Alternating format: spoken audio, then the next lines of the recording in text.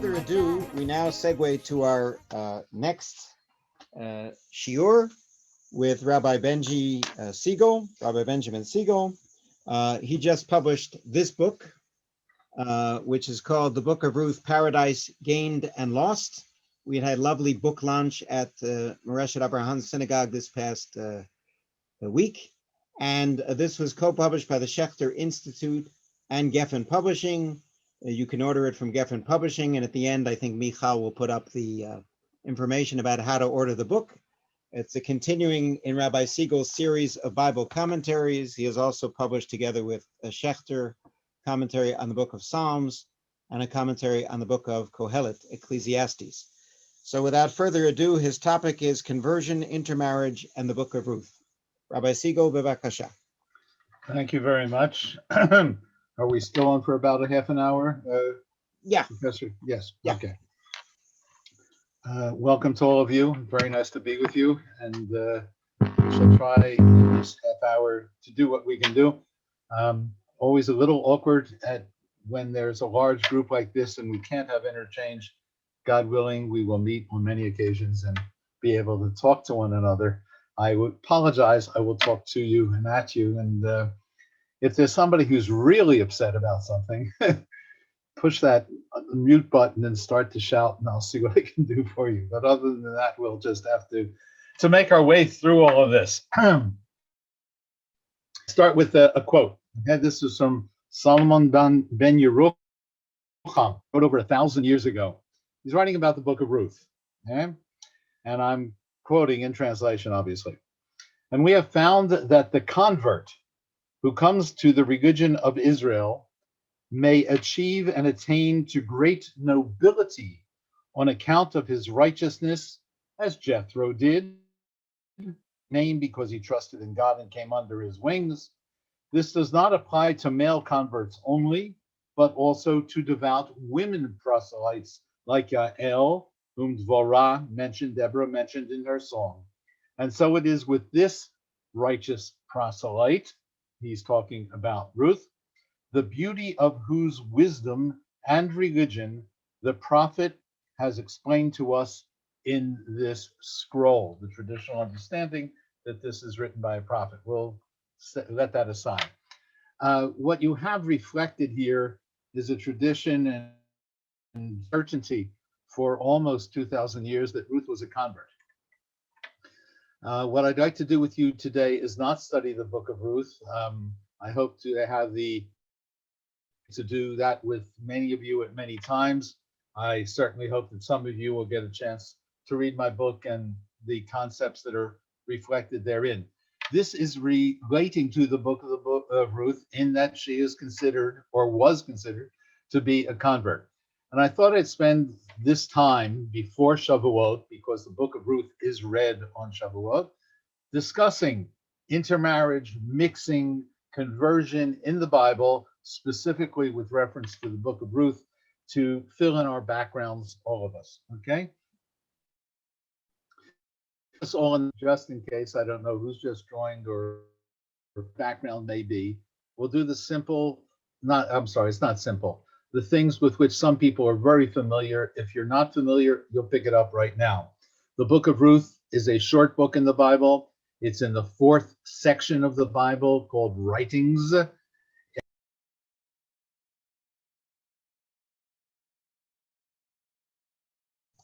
Benji, you hit mute or something happened. We lost your voice. Did not do it. It said my host muted me. Some host, okay. Please.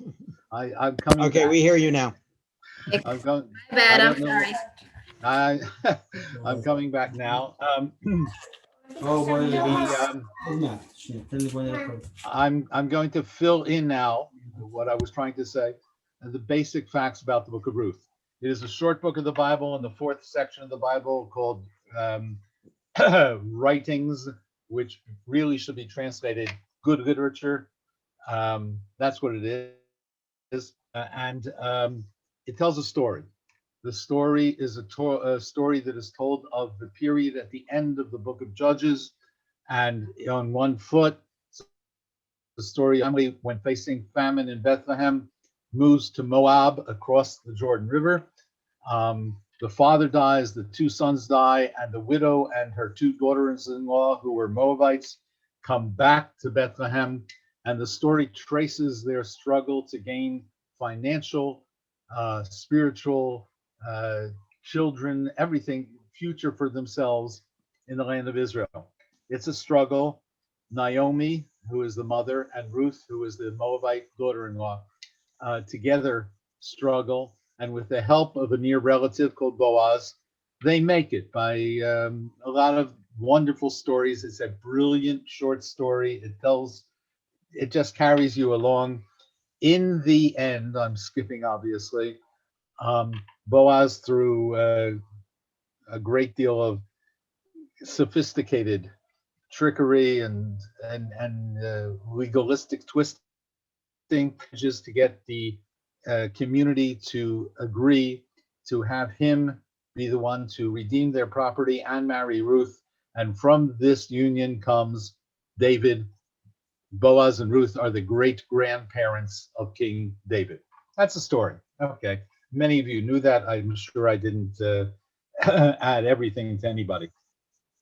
Let's now go and can deal with the question. What about marriages, intermarriages, conversion? What does the Bible say about it? Did it happen? Did it not happen? They hate it, they love it, etc. And we will look at aspects of that heading toward the book of Ruth and of time, how people read the Ruth retroactively. Okay. We're going to start with just a bunch of verses. I apologize. There are probably typos and things like this, but we are going to look through a number of verses that can make a point. There are more. This is a selection. Benji, if you can make it a little bit bigger, that would be good. I don't know if I know how to do that. Okay. What do I do? I don't You know. see how in I the do lower that. right corner, it says 100%. You can usually move the. Oh, okay. Click on Thank the- you. Yeah. If it doesn't work, forget it. It doesn't work on my piece of. Oh, it just Okay, moved. there you go. It Okay, did. there you go. There Thank you you. I don't know. You can tell that I'm not young. I have yet to enter this digital age. Let's look at this. Okay. Early cross marriages. The first thing we have to know, if we're being honest, and remember, you can always yell if you want in the middle of this, is that Jews and non-Jews are marrying each other all through the Bible, from the beginning to the end. All right. Starting with the old things, because this book is supposed to happen early. Let's look at the early part. Even past the first three generations, you get to Joseph. Obviously, Joseph marries the daughter of priest Asnat. She is not Jewish. And nobody seems to bothered by that.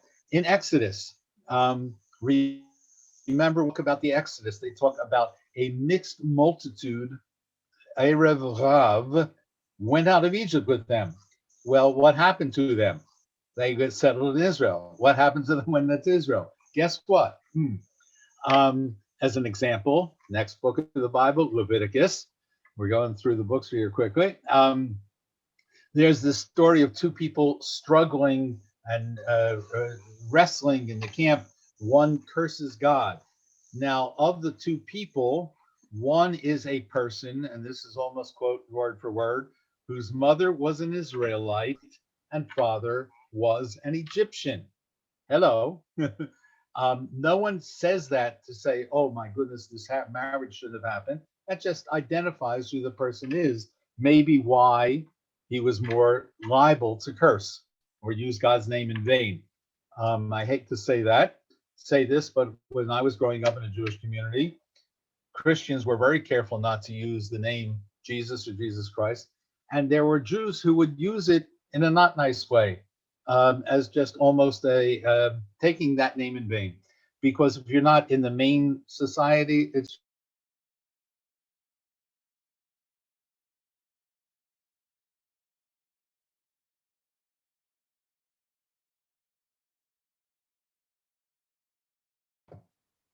I'm unmuted again. I hope you didn't lose me too long.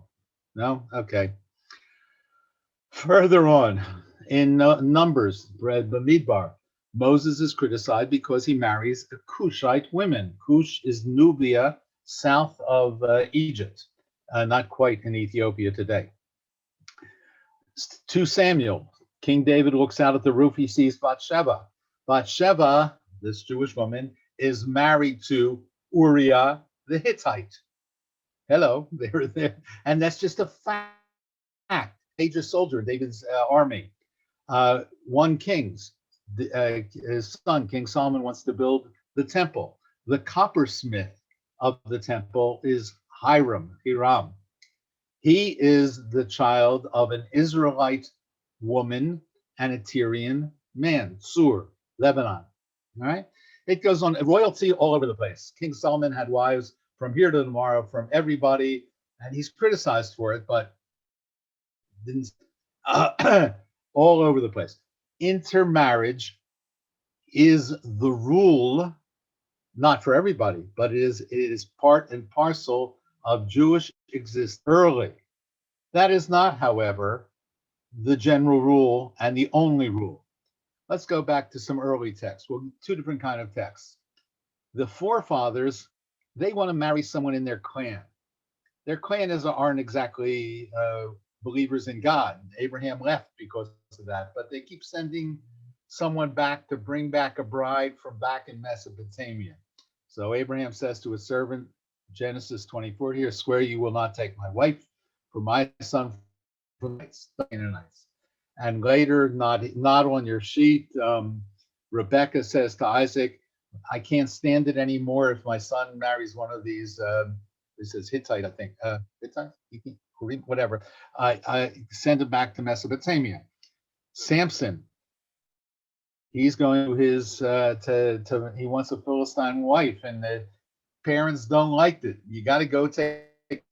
They don't like marriages outside the extended family for no reason other than it's outside the extended family. However, we have religious warnings which are much more solidly based, if you want, and that is looking at these verses. In Exodus, you're warned not to do intermarriages because you will lust after their gods. In Judges, the same thing. They took their wives and gave daughters to their son, and they worshiped their gods. King Solomon, he loved foreign women. He followed these other gods. He followed Ashtaroth and Milcom, and he's criticized for it. Remember Jezebel, the foreign wife of King Ahab, who kills the prophets of God, of the Lord, because she is the Canaanite. There is a lot of historical warning, religious warnings that are listed. So this will be important to us. Specific historical warnings in Deuteronomy, the most important. No Ammonite or Moabite can be admitted into the congregations. Why? Because they didn't help you. They didn't give you food and water when you left Egypt. Right? And the story of the Ammonites was much worse in Numbers. They send the women, there's an orgy, they eat, they have sex, they enjoy themselves, and they start to worship foreign gods. All right? It's a bad thing. No Ammonites, no Moabites forever. Okay, so you have, it's happening. On the other hand, you have warnings, religious, ethnic, and historical, don't do that. And then you have yet another part of this. There's this common law, not common law, not capital CL, this shared law, all right? Stranger who dwell with you can be circumcised, then can offer the Passover sacrifice. That happens again, it's repeated in Numbers.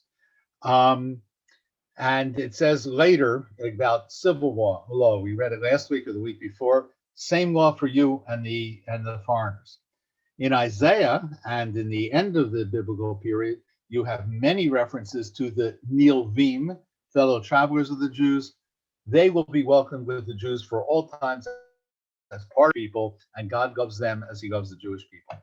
Okay, so whatever you thought about the biblical history, kind of forget it for a while, because it wasn't that way. It was a complicated story. This part, that part, this generation, that generation, these people, that people, when they ruled out the Ammonites and the Moabites, They specifically ruled in the Egyptians. It's kind of all over the board, from don't do it to, of course, everyone. Right? Now, the next thing that was relevant, the major thing that happens in the history comes with step, and that's the time after the first temple is destroyed. Somebody knocked off all my share screens. Okay, guys. David, that was because you told me to try and get in, I suppose. I'm going to have to tell you this. I cannot possibly deal with this, and kind of, I'm going to talk it to you. I apologize. I worked very hard to get these printed. Ezra and Nehemiah come back after the first exile, when a few Jews come back to Israel. Not very many. The majority of people are Jewish, even in the Jerusalem area. They can count them by family names. So really have a few Jews. And Ezra and Nehemiah, it's very hard to understand how they interact and who comes after whom. But basically, the same story comes in both books. Both books. I'll just quote real quick. Ezra, I fell upon my knees and spread my hands. We were ashamed, we're blushed. I lift my hands to heaven. And he says to the people, do not give your daughters to their sons, neither their daughters for your sons, neither take their daughters for your sons, and never seek their peace. Right? After evil has come upon us for this, and he makes confession. And in chapter 10, he says, separate yourselves from the people of the land and from foreign women. We have transgressed in this matter. The book of Nehemiah is even worse. He's just a little bit more explicit. He does things like, I said, I found these people, I beat them up, I shamed them, I forced them to take an oath.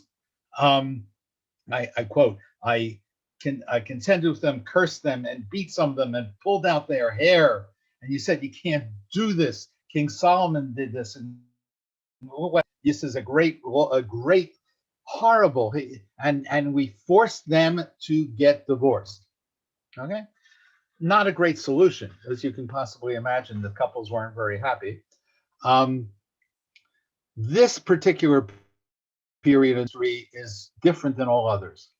The Jews come back, and all of a sudden, though they're in Israel, they are a minority. A minority is threatened by intermarriage. And even the beautiful quote in here, I should read this. This is from Nehemiah. Look what he does. This is brilliant. In those days, I saw the Jews who had married women of Ashdod, Ammon, and Moab. Okay? Now, if you remember the quote from Deuteronomy, Ashdod wasn't there. It was Ammon and Moab. He's doing a midrash. It's an absolute midrash. Nehemiah says, not only Moab and Ammon, from the general, we learn everything. and all these people are banned. They really are fighting it tooth and nail. And there is a massive divorce, according to their records. Don't know how many people up on the side or not. Avraham Geiger, credited to be essentially the founder of Reform Judaism back there in Germany, came up with a theory which was so powerful that when I went to rabbinical school, I'm not young, but when I went to rabbinical school, this was the truth about the book of Ruth. They told me this. This was as a polemic against Ezra. Ezra and Nehemiah say you can't marry foreign women. Written to show, wow, a Moabite woman not only is good, she's perfect. You go to my book and you'll find out Ruth is absolutely perfect. The only perfect woman, only perfect person in the whole Bible. And out of that union comes David. Says Geiger, this is a polemic, an argument against Ezra and Nehemiah. I don't believe that. You could tell that from the way I said it. A polemic has to fight against something. A polemic is an argument against. This is a nice story that tells the story of intermarriage, and that's about a step and a half short of polemic. polemic, you got to say what you're saying. This and this is this, and therefore it's okay. And it doesn't say that. But the theory is there. You will hear it to this day. Okay? What is then Ruth? And I can't, it's still not on my, no, it's not there. Oh, yes, it is. It's back. Ready? We're coming to Ruth. Why does this work? Okay. All right. We're going to look now as our final group of verses, the book of Ruth and intermarriage. Okay. Is there intermarriage? Is there? Well, there's obviously intermarriage. Ruth gets married with Boaz. A person born Moabite marries with someone who's born Jewish. Is there conversion? Is there something else? What's going on? Well, Elimelech, the two boys die and the children die, and she's left with her two sons and without her husband. Note, please, that the two sons marry Moabite girls. Okay? That fits our pattern. Okay? 1,000 years later, a few rabbis will say, oh, obviously the girls converted before they got married. All right, you can believe that if you want. It's not in the text. It's not there. Trust me, it's not there. All right, so they're coming back, the two girls, Orpah and Ruth with Naomi. And listen to the great verse. Naomi says, verse 16, see, your sister-in-law has returned to her people and her gods. Go follow your sister-in-law. Interesting. Really fascinating. It's like you live determines who your God is. It really is. And then the most famous speech, one of the most famous speeches in the Bible, and says, do not urge me to leave me, to turn back. Wherever you go, I will go. Wherever you lodge, I will lodge. Read it. It's in front of you. It's a very famous speech. And she says, nothing, even death, or nothing but death, or even death, will part me from you. Okay? So this is Ruth's declaration. 1,000 years later, the rabbis will say, she converted here. Indeed, they will say, when Naomi, the next verse, when Naomi saw how determined she was to go with her, she ceased to argue with her. Say the rabbis 1,000 years later, she saw she really wants to convert, so she kept quiet. You're now Jewish. There's a lot of problems with that. I will go, I just skip down. Oh, this is short. Okay, so they come back at the end of the chapter. And she returned, look at verse 22 there, with her daughter-in-law, Ruth, Moabite. Ruth is called a Moabite from this point, not every single time, but all the way through the book, even when she marries Boaz. She is called a Moabite. Somebody should be yelling at me, oh, but that's an ethnic, it's not religious. Maybe. But there's no indication here that she has become a Jew by cousin. She has become, evidently, she's thrown her lot in with this people and Naomi's family in the land of Israel. She is on the way to being Jewish because that's how you become Jewish in the Bible. You move in and you stay there, especially if you marry. And if you're not Jewish, your children certainly are Jewish, and that's it. But was there a conversion? It doesn't say that. It doesn't say that. And then they go on through the story. She goes out to gather wheat in Boaz's field. He says, how come you're nice to me? And she says, he says, I've been told of all you did. Look at this verse. Boaz said in reply, I have been told of all that you did for your mother-in-law after the death of your husband, how you left your father and mother and the land of your birth and came to a people you had not known before. Most of you will immediately hear someone who left his father and his mother and his birthplace and went to a land that he did not know. That's Abraham. Amen. So Ruth is very nicely compared to Abraham. There are other verses we don't have time for, and we're going to skip through them. Ruth is said to take refuge under the wings of the Almighty. Later, that becomes a phrase from, but that's backward thinking. The rabbis make it a phrase for conversion because Ruth did it. We'll go further. Look at 4:10. Boaz says, I am acquiring Ruth the Moabite. That's the one that I'm acquiring for money. For those who think that she's really, and to stress it, if you look at the end of the paragraph, she became its foster mother, and the women neighbors gave him a name, saying, "A son is born to Naomi." All right, Naomi has a son. Well, she's not quite the grandmother helping raise the child, helps make the child Jewish. All in all, let's sort of sum up where the history of the Bible is, and then a couple things about the rabbis in the 2 minutes I have left. The summary of all this is that Naomi and Ruth and Ezra and Nehemiah are in fact the end of the biblical period when everything breaks apart, when the Jews are a minority in their land for a long time, when there's a lot of intermarriage, and there's no real way to solve the problem. Divorce, forced divorce, and whipping people and pulling their hair out is not a great solution. Said Yechezkel Kaufman, great scholar, last century, this was the age that gave birth to conversion. We don't see it, but by the time you get to rabbinic literature, conversion is a fact. There's this blank period in Jewish history from the Bible to rabbinics. It's a fact. Why? Because they had to solve the problem. You can't just live with not being able to interact and not being able to get married. No conversion in the book itself of Ruth. The rabbis are convinced later, they don't have the historical perspective that we have, that Ruth did convert.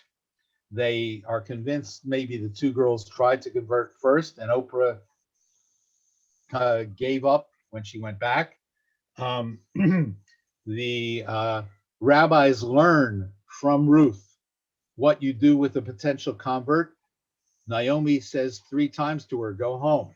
So we say 3 times, no more, to potential convert, go home. You don't want to convert. When they come back the 3rd time, just like Ruth. And then the rabbis also learn, which Professor Glinken could give you the much better lecture, the specific way you teach a convert from Ruth. Her speech is taken, and from that speech, Rabbi Elazar derives a few major rules, like believe in one God, and the Jewish people is a people, and there's 613 mitzvot, but also ridiculously a couple small ridiculous laws, like who can be buried on what part of the cemetery if you're executed or just die, etc. So he says, and that's what you do with a convert. A few tough rules, a few simple rules, and then if they still want to convert, they convert. All learned from Ruth. The thing. The book itself does not include a conversion. The book itself includes a conversion in terms that are biblical. She did become Jewish, but not through a ceremony, not through passing a test, not through what we have today. Not surprising. Burial in the first temple was not burial in the second temple. Pesach in the first temple was not Pesach in the second temple. Not surprising at all. But it was an evolvement. At one fine time, we were happy to have people in. At other times, we didn't want them in. We were scared religiously, ethnically, just prejudice. And other times, we were great and said, come, you can be as equal to us. Now at the end of times, it's really a wildly broad picture. The book of Ruth is an evidence of a time when things were about to change. Certainly, this may be said for the book of Ruth. They are happy. They are happy that this righteous woman who happened to be born a Moabite joined the Jewish people. They are proud that the great grandmother of of King David was a Moabite in origin. They celebrate the entire union. They celebrate the person of Ruth. There's much positive about this, but what you're looking in is the step before we move to an official conversion. I would hope that in modernity we find a way to be as happy about converts to Judaism as the book of Ruth is about this person who, in her way, converted to Judaism. And if now we have a ceremony, and if now we have certain rules that are at the moment much stricter, all right, whatever it is, that's a separate subject. But in the meantime, the book of Ruth is a testimony to a time when the arms were wide open. I thank you for listening. I'm sorry I talked at you. My book, which will be pushed, I guess, at the end. If you're interested, it's about of Ruth as an absolute ideal. It sort of existed, but really didn't, and maybe one day will. But that you'll have to read when you get to the book. I wish you all a Melech next week and many opportunities to do the mitzvah of learning.